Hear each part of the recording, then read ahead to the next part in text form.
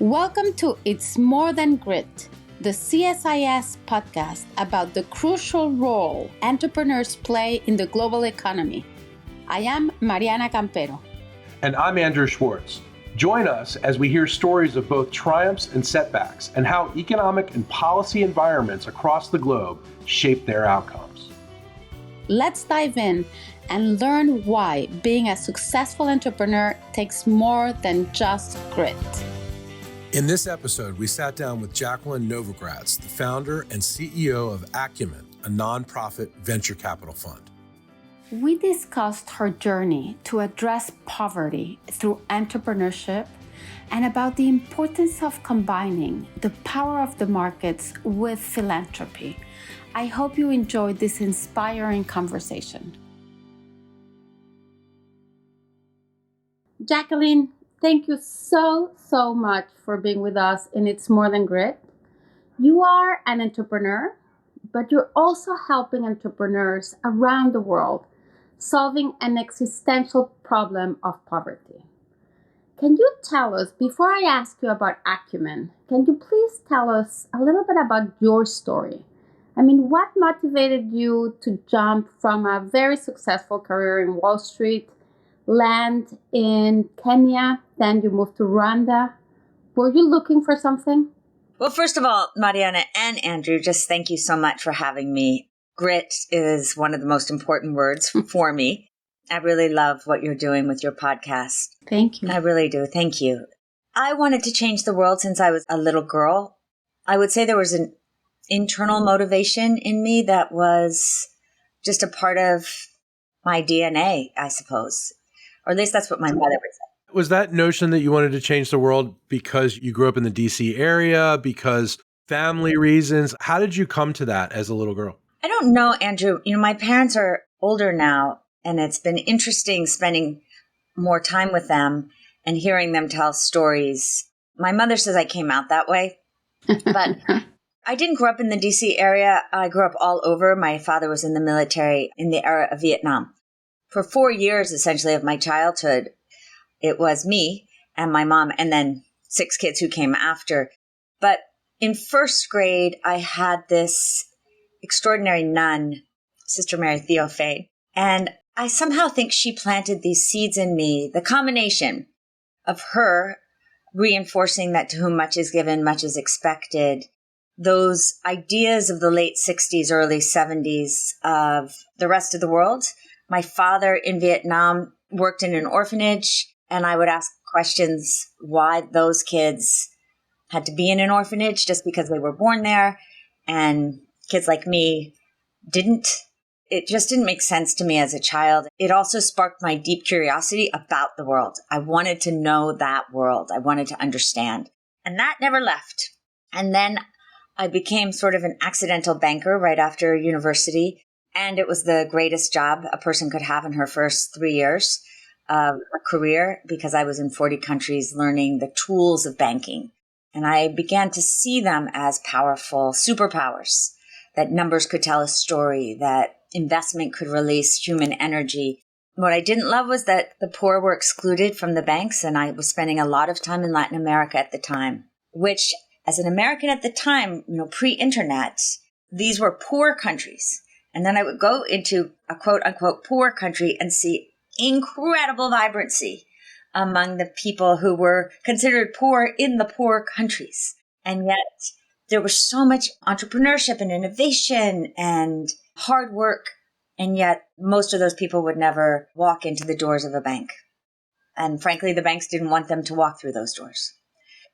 That was the beginning for me of going from little girl with a lot of idealism, desire to be good, to a stunning, exciting career, and realizing that that career wasn't going to help the people who could do so much with so little. And that took me to Rwanda, a place I couldn't have found on a map when I first got there. I had read about Muhammad Yunus, the Nobel laureate who really founded the idea of microenterprise, make small loans to people. And so I was young enough and probably not informed enough to think I could start a bank. And as so often happens, the people who try do. And we did start a bank for women it became very successful. And that was the beginning for me. Can you tell us a little bit about that journey, right? Sort of you land in Rwanda. How did you decide to start the first microfinance bank in the country? How were you received by the people there? Did you have any obstacles or barriers? How was it? Well, it's not actually fully true that I went right from banking into Rwanda. It's sort of a long and winding path, Mariana. I first was in the Ivory Coast, the Cote d'Ivoire, where I failed miserably. My job was to be an ambassador and help women start microfinance or support women who did microfinance operations. There were a couple of problems. Nobody was really doing microfinance operations, but also I think I was desperate, having left a career where I'd sort of been picked out as somebody to fast track, that I wanted to prove what I could do. And I think that with that desire to prove what I could do, I lacked the humility to recognize everything that I couldn't do. And so I started with solutions. I started with enthusiasm, which can be good, but also can be a little too much. And I just got knocked upside the head, left the country, moved to Kenya, where I was also trying to work with women in business, which was so just barely emerging. When these 3 women from Rwanda came into the office to say that women had just been given the right to open a bank account without their husband's signature for the first time in the country's history. Until then, they had been considered on the same level as children and the mentally deficient. And so could I go and look at the existing situation in Rwanda and suggest possible pathways for women there? I think the gift of having failed not only gave me the humility to listen in a much deeper way and to share credit, to never take credit rather, but it also put a fire in me that this time the women themselves had asked me, and I wasn't going to let them down. And I was not going to leave that country, even though I went for a 3-week consultancy, until we had built a bank. It takes a lot of grit to do that, obviously, and to get knocked down and get right back up. How did you eventually make this successful? I mean, it's pretty unusual that a banker who's in the for-profit business goes into the nonprofit business to help others in the way that you did. Andrew, I would say my real superpower is curiosity, love of people. I like making things work. I like building things. So I went there, sure, with these ideas.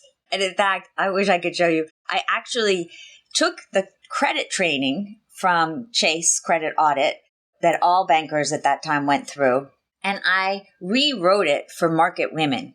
And I still have the book. It's actually, I feel very proud of it.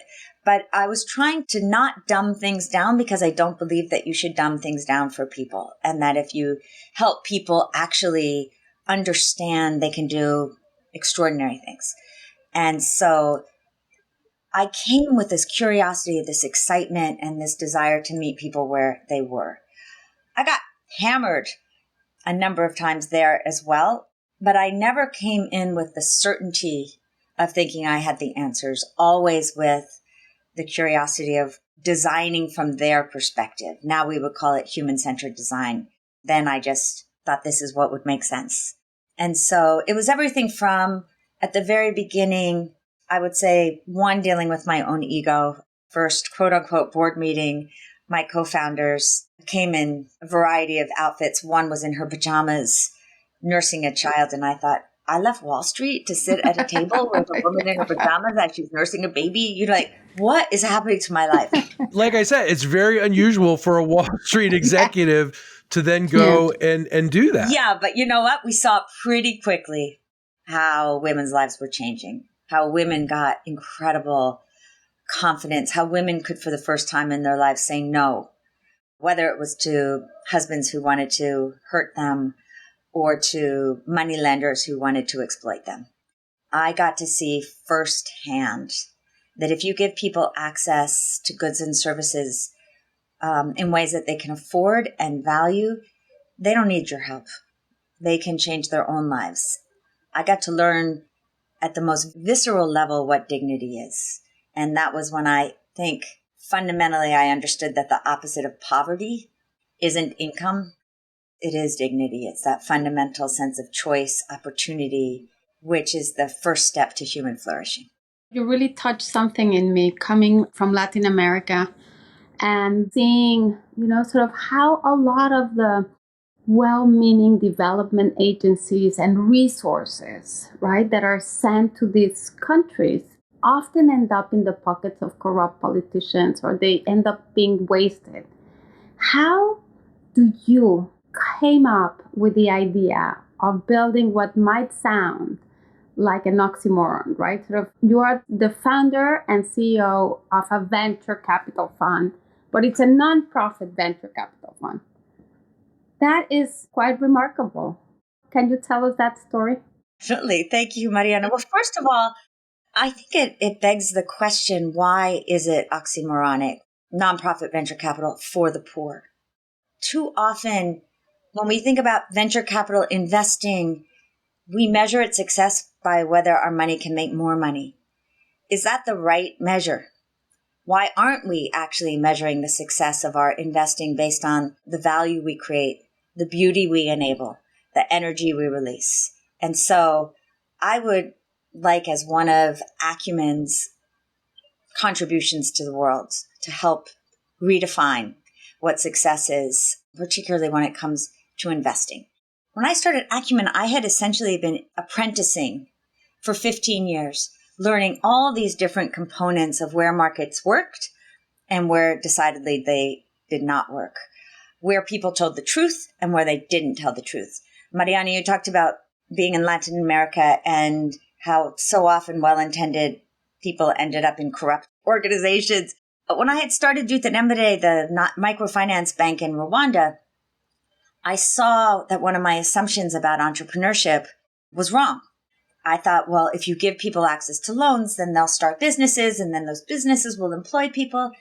Most people aren't entrepreneurs. They're survivors.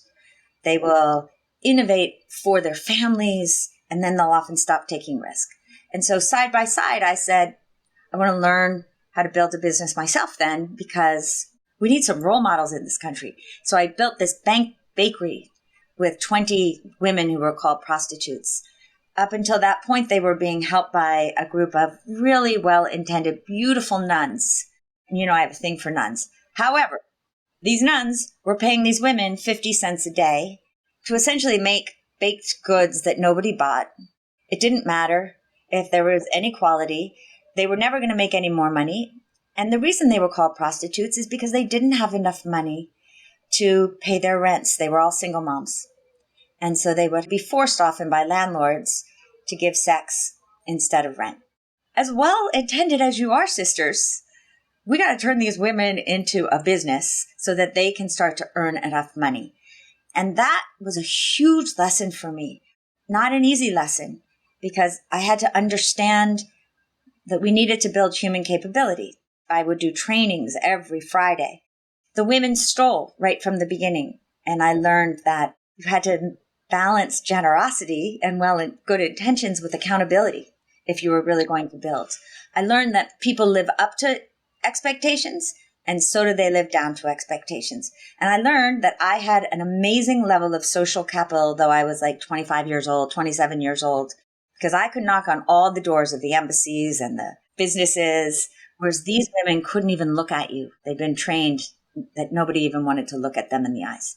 And so all of these ideas, the power of markets, the need for access, the fact that access isn't enough, that we had to build human capability, that we have to hold values in tension, that markets are the most powerful listening device that we have, and they have their limitations.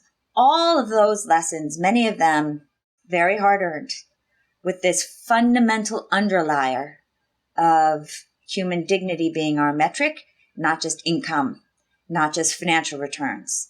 All of that led to what I thought was actually a very simple proposition. One, that the systems that we have right now are not solving our biggest problems of poverty. Markets too often overlook or exploit the poor, and charity too often creates dependency. And so how could we acknowledge the power of markets and the need for philanthropy and governments and put them together in ways that actually made sense for the people we were trying to serve without any false sense of our own benevolence. And so philanthropy should be the most risk-oriented capital that we have. It's where we too often see people take the least amount of risk. I ask, what if we raise philanthropy and rather than give it away, invest 10 to 20 years in those social entrepreneurs who are trying to solve some of our biggest problems of poverty and climate? What if we measured their returns, insisting on financial viability, but also the things that too often we can't measure? Might we do a better job solving problems of poverty? And punchline is today, after 23 years, our companies, about 200 companies, have brought critical goods and services like healthcare, education, agriculture, and energy to over 600 million low-income people. Most of those companies are profitable, and I've seen a whole generation, literally tens, if not hundreds of thousands of jobs created. So, Jacqueline, I want to ask, what criteria do you use when selecting an entrepreneur to support? Is it certain personal qualities you look for, the problem they're trying to solve, the size of the market, all of the above? How do you think about it?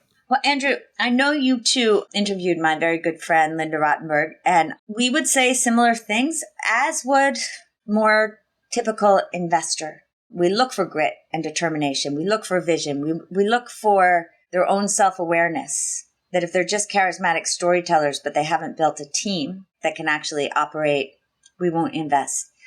I would say what differentiates Acumen from a traditional investor, because we look for all the things a traditional investor would look at, and we look for what we would call the moral imagination. In other words, do they have the ability to immerse in the problems of the people they are trying to serve and build solutions from those people's perspective?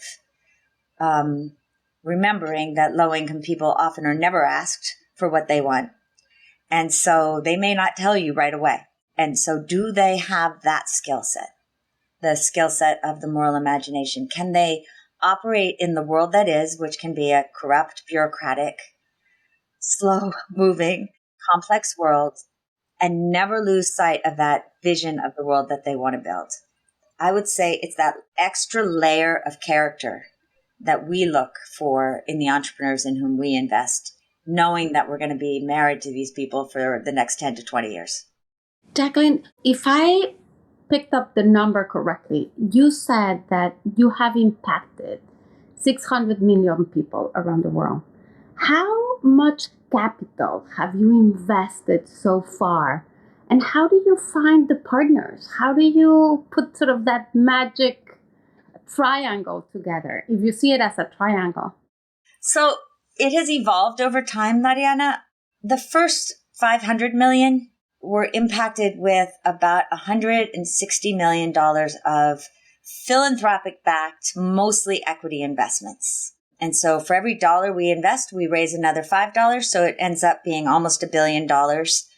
But only 60 million is ours. That's on the philanthropic side.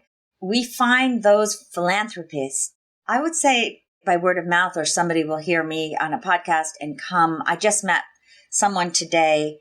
You have to have a certain type of spirit to want to be part of Acumen, because our investments are long-term. Some of them fail. We never lie about the fact that they fail. We are not for the Meek of Spirit. We are not for the philanthropists that want to be told all the time that everything works, because we are investing in high-risk innovation. Not everything will work. I just met a guy today. He's 45. He built a company and he believes in human flourishing and he loves entrepreneurs. And he wants this next chapter of his life to be about doing hard things and supporting those organizations that are committed to bringing that kind of innovation to the poor. I was like, come on in, honey. And I know that I'm going to be in relationship with him for 10, 15 years. At one point, Mariana, we realized that some of our companies were growing from $5 to $10 million revenue companies to $50 million revenue companies. And now we have a number of companies that are more than $100 million in revenues. They needed to raise much larger amounts of capital that included more traditional capital. None of that capital would have gone into those companies without the work of Acumen doing all that patient philanthropic backed. And so we now have another $250, $300 million under management in the for-profit space. Those partners are a much wider range. There are some philanthropists that are also wanting to do impact investors. There are big institutions like the Green Climate Fund, which is the largest climate investor in the world. There are government organizations like USAID, and there are commercial banks that are increasingly coming into these somewhat more traditional blended facilities where we find a partner like the Green Climate Fund who will take a first loss.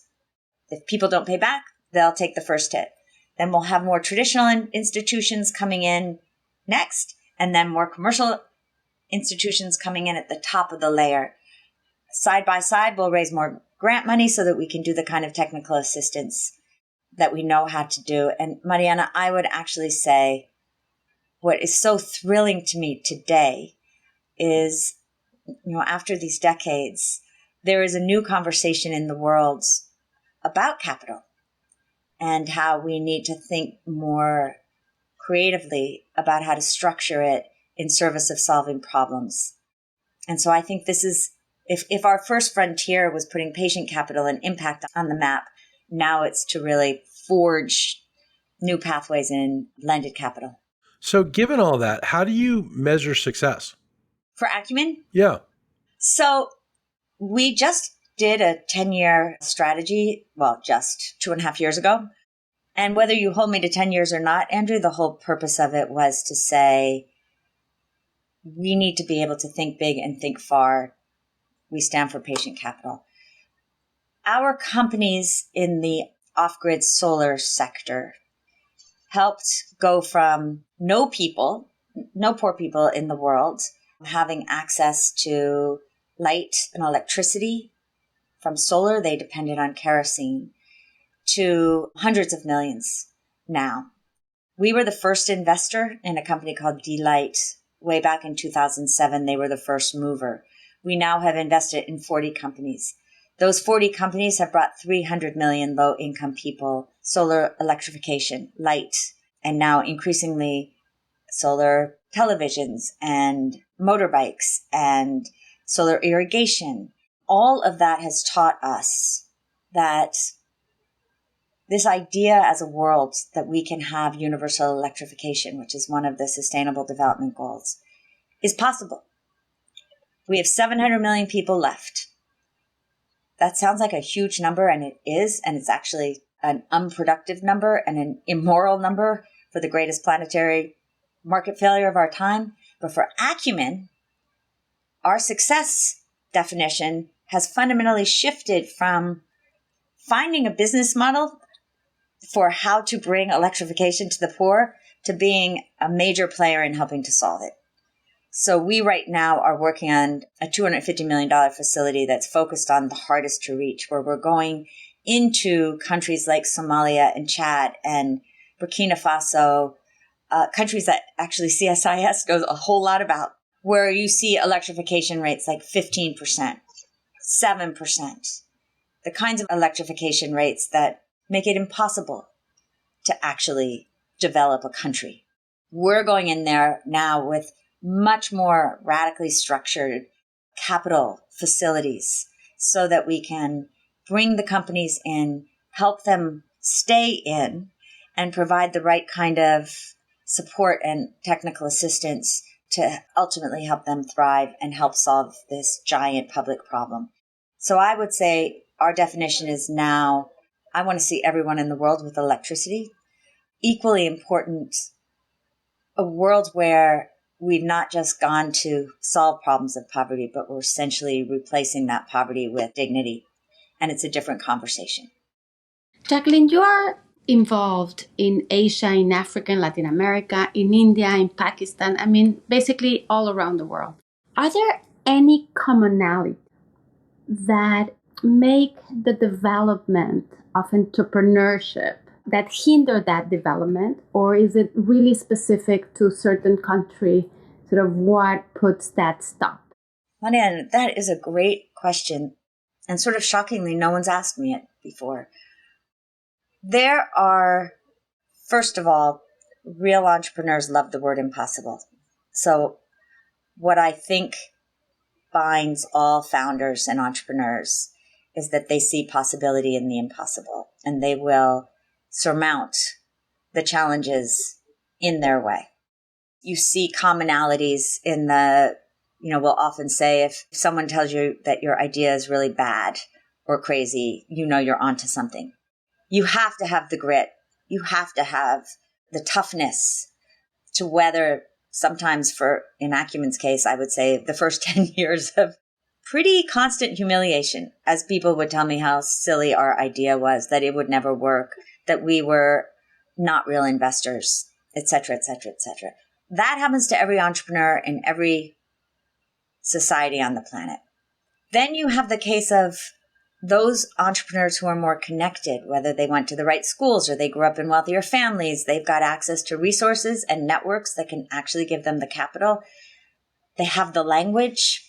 They know how to do the rudiments of pitching a business. That's also every country, where you've got your elites and you've got those that have been fully left out. They look different. There's a reason women and people of color in the United States have so much less access to venture capital than do white men. Then to your question, we could talk for 2 hours about the cultural differences, both within how we're raised. Some communities in India are raised to be business community. Like, we come from a community of entrepreneurs and business people, or Ethiopia, tradespeople. I can really see cultural difference, but that's internal. Then there are the external. There are cultures where the communal, the collective is so strong that, unlike in the US, where we love success, we love the story of the person who pulled herself up by her bootstraps. There are cultures in which we work where you raise your head above the parapet, someone shoots you down. You build a beautiful house, it'll get burned down. And so I've seen a number of our companies. I used to think at 250,000 customers, we just prepared for sabotage. Then there are some places like northern Pakistan where we've had companies focused on bringing education to girls or something like this, where you have external factors. It might be the Taliban that suddenly not just sabotages, but attacks. So yes, there's 3 levels. There's the communal, that all of us who are entrepreneurs, we know each other. Then there's the culture in which we were raised. Then there's the society in which we are building. I actually think that's some of the most interesting work to be done and conversation to be had when you can build enough trust to actually have those conversations, because they're really important. Jacqueline, you've been incredibly generous with your time today. We always like to close by asking, our people with grit on our show, what advice do you give to young people starting out, trying to get into this kind of field that you're in, helping people, really changing the world? What kind of advice do you give? Well, for me, Andrew, that's really easy. In a way, it's part of my own story, and it's the second chapter of my book. It's just start. That I'm often called by young people who say, I really want to do something to contribute to the world, but I don't know what my purpose is yet. I don't know where I'll be best used. And I'll say, I'm not so interested in your purpose. Like, show me a problem that is interesting to you and go work on it. Just start. And if you fall down, figure out what you learned from it and take another step. If it actually succeeds, follow that thread. I think that too many of us think that somehow purpose is going to find us, and it doesn't. Certainly not when we're just sitting at the starting blocks waiting for something to happen to us. Life happens to the people who have the courage to even take a baby step into it. And I see this especially with entrepreneurship. And I don't think we all have to be entrepreneurs, but I do think There's great richness in lives where we are entrepreneurial. We might be in a team and see the need for, or the opportunity for composting. Be that person who raises your hand and makes it happen. I think the connected to Just Start is this idea that we too often, and particularly right now, where we have big problems, real problems, they're weighty problems. Too often, our response to those problems is to either feel overwhelmed or to feel cynical. Both of those are the best friends of the status quo. Nothing will change. How do we convert the way we see those problems and see them instead as amazing opportunities waiting for us to do something about them? That mind shift change is what could change everything.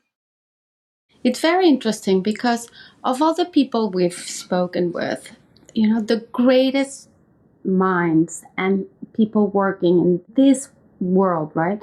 Sort of everybody says, in order to be a successful entrepreneur is forget about the money, forget about, what is the problem you're trying to solve and fall in love with it.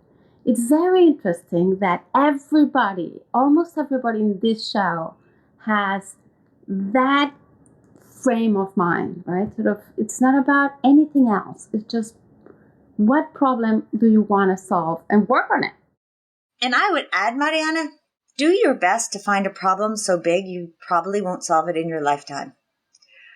Because that will keep you vibrant and young and curious for the rest of your life. What size of the problem are you dealing with? I mean, I just want to solve world poverty. And that's all? That's all, exactly. But I want to do more than just solve poverty. I want for us to start seeing the possibility we could create in the world if none of us saw anyone else higher or lesser than ourselves. And that is probably the biggest insight to me in 40 years of starting to think I was going to save the world and realizing people don't want saving. So did I realize that the seeds of our mutual dignity lie in this understanding that we are each other's destiny, that we rely on each other for the beautiful world we have the potential to build. And without each other, with this inequality and this us versus them, we don't have a chance to build it. And so underlying all of this has to be a different kind of framework where we have a bit of awe about what it means to be human and about how all of us are needed to build that world that requires entrepreneurship and grit and imagination and hope. And frankly, a word we don't use enough or we use in really unfortunate ways, love. It sounds trite, but man, could we use a little more of it. Couldn't agree more. Could not agree more. Thank you so very much, Jacqueline, for this very inspiring and heartfelt conversation. I mean, what you're doing is incredible.